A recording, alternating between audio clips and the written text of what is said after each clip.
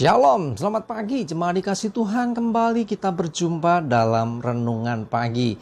Mari pagi ini kembali saya mengajak kita semua untuk merenungkan firman Tuhan, supaya melalui firman Tuhan kita terus dibangun, diteguhkan dan dikuatkan dalam iman dan pengharapan. Karena kita percaya firman Tuhanlah yang menjadi pedoman bagi hidup kita. Firman Tuhan sumber kekuatan bagi kita. Bahkan melalui firman Tuhan kita akan terus dituntun dan jalan kita akan diterangi olehnya. Mari sebelum kita merenungkan firman Tuhan, kita akan berdoa terlebih dahulu. Bapa di surga, kembali Tuhan, pagi ini kami datang ke hadirat-Mu. Di awal pekan ini Tuhan, kami mengawali hari dengan menaikkan segala puji syukur atas begitu besar kasih setia-Mu, rahmat dan anugerah-Mu, berkat dan kemurahan-Mu, perlindungan, penyertaan bahkan pertolongan Tuhan atas hidup kami. Terima kasih ya Tuhan. Dan pagi ini juga Tuhan kami mohon tuntunan-Mu melalui firman-Mu. Mari Tuhan nyatakan kebenaran firman-Mu atas setiap kami. Dan juga urapi kami semua. Sehingga kami bisa menangkap pesan-Mu dan juga mengerjakannya dalam hidup kami. Terima kasih dalam nama Tuhan Yesus. Kami berdoa dan bersyukur. Amin. Mari jemaat dikasih Tuhan kita buka Alkitab kita. Renungan pagi ini saya ambilkan dari Amsal 24 ayat yang ke-16. Saya bacakan. Sebab 7 kali orang benar jatuh, namun ia bangun kembali. Tetapi orang fasik akan roboh dalam bencana. Perhatikan dikatakan orang benar. Ya, orang yang hidup menurut tuntunan firman Tuhan, hidup dalam kebenaran, itu pun bisa jatuh sampai berapa kali? Dikatakan Amsal 7 kali. Wow, jatuh sampai 7 kali. Tapi perhatikan, kalau kita mencermati firman ini jangan hanya berhenti sebab 7 kali orang benar jatuh, titik. Bukan, ini koma. Ya, ada lanjutannya. Namun ia bangun kembali. Karena dia orang benar, orang yang hidup dalam kebenaran, maka dia punya kekuatan dan dia bangun kembali, dia bangkit kembali. Jadi sekalipun jatuh bangun, selalu diakhiri dengan bangun, tidak jatuh. Itulah orang benar, orang yang hidup dalam kebenaran. Ya, jadi sekali lagi, sekalipun sampai 7 kali jatuh, kalau orang benar, pasti dia bisa bangkit kembali, bangun kembali. Coba perhatikan firman ini. Mazmur 34 ayat yang ke-20. Mazmur 34 ayat yang ke-20. Kemalangan orang benar banyak, tetapi Tuhan melepaskan dia dari semuanya itu. Perhatikan, kemalangan, istilah lainnya kesialan. Ya, termasuk di dalamnya kegagalan, kerugian, termasuk jatuh, ya, hidupnya jatuh. Tetapi dikatakan sekalipun kemalangan orang benar itu banyak.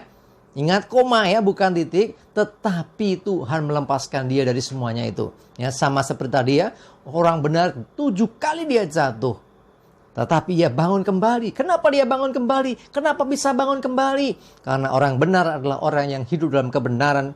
Makanya ada Tuhan sesungguhnya yang memberi kekuatan. Ada Tuhan yang menolong dia. Sehingga dia bisa bangun kembali. Seperti di Mazmur ini ya. Dalam Mazmur ini.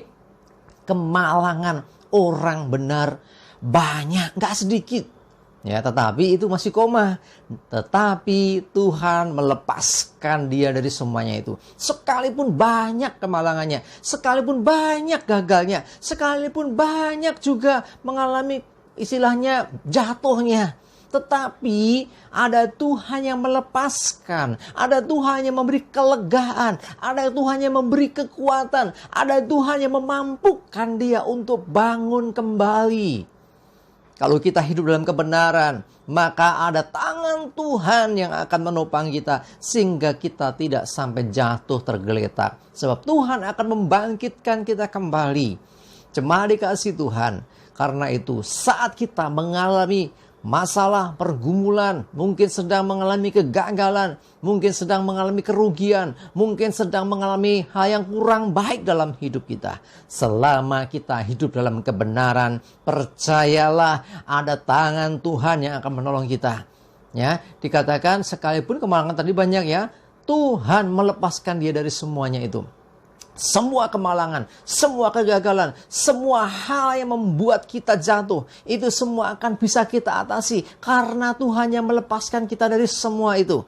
Artinya dengan kata yang lain, bahwa kemalangan banyak tetapi Tuhan melepaskannya dan menggantinya otomatis ya. Dilepaskan dari kemalangan artinya kita nggak malang lagi. Lawannya malang adalah mujur. Lawannya malang adalah beruntung. Artinya kita mengalami keberuntungan, kita mengalami kemujuran, kita mengalami jone bejo. Ya, artinya apa? Kita tidak lagi terbelenggu, kita tidak lagi terhimpit, dan kita tidak lagi dikuasai kemalangan-kemalangan yang banyak itu. Ya, sekali waktu datang masalah, dan kita mungkin bisa saja mengalami guncangan, bisa saja hidup kita mengalami jatuh. Tetapi ingatlah bahwa ada Tuhan yang senantiasa akan menolong kita. Karena endingnya adalah Tuhan melepaskan kita dari semuanya itu. Endingnya adalah orang benar itu akan bangun kembali. Tidak jatuh tergeletak, tidak terkapar. Tetapi dia bangkit, dia bangun dengan kekuatan yang Tuhan beri. Karena itu, kalau ada di antara Bapak Ibu Saudara hari ini yang sedang mengalami itu, mungkin merasa kok aku nggak beruntung terus, kok aku sial terus, kok aku malang temen toh nasibku. Bukan orang malang ya, maksudnya nasibnya kok kurang baik. Dengar baik-baik, asalkan engkau hidup dalam kebenaran, asalkan engkau mengikuti tuntunan firman Tuhan, asalkan engkau manut sama Tuhan, maka sesungguhnya Tuhan akan melepaskan engkau dari semuanya itu. Tuhan mengizinkan proses terjadi, tetapi ingatlah bahwa endingnya adalah kita berkemenangan. Kita mesti imani, kita pegang apa yang dikatakan firman Tuhan ini, dan ini akan terjadi atas hidup kita.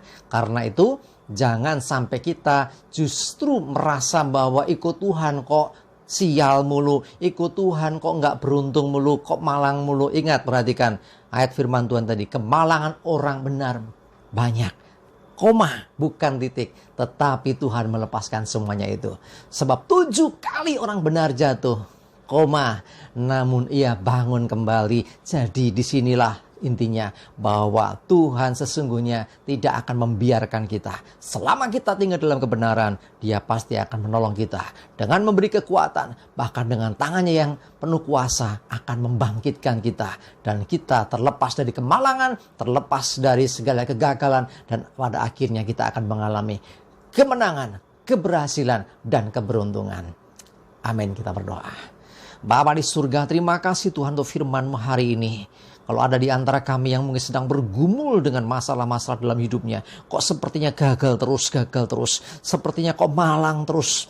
Hari ini Tuhan, firman-Mu meneguhkan kami bahwa Engkau Tuhan pasti menurut cara dan waktu-Mu Tuhan akan mengangkat kami, akan memberikan kemenangan buat kami, akan membebaskan kami dari semua hal yang menyebabkan kami gagal, yang menyebabkan kami menjadi jatuh. Tapi kami percaya oleh kuat kuasa-Mu kami bangun, kami bangkit kembali, dan pada akhirnya kami berkemenangan. Terima kasih Tuhan, Roh Kudus tolong kami untuk kami bisa menangkap pesan ini dan melakukannya dalam hidup kami. Terima kasih ya Tuhan, kami serahkan hari ini hidup kami dalam pimpinan-Mu. Jauhkan celaka dan mara bahaya, damai sejahtera dan berkat Tuhan menyertai kami semua. Dalam nama Tuhan Yesus, kami bersyukur dan berdoa. Amin. Mari jemaat dikasih Tuhan, semangat terus, maju terus dalam iman dan pengharapan. Tuhan Yesus memberkati kita semua. Amin.